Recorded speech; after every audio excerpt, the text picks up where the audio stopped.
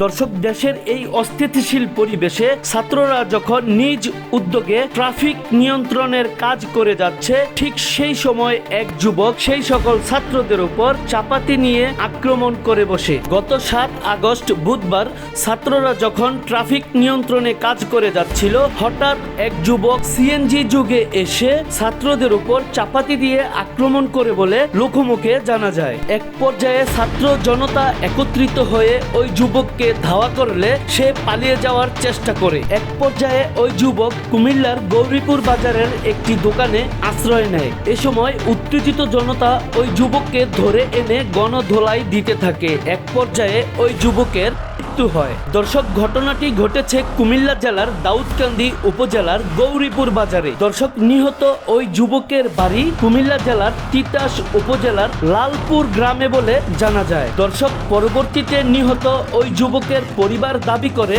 নিহত ব্যক্তি মানসিক ভারসাম্যহীন। দর্শক, বিস্তারিত দেখুন ভিডিওতে।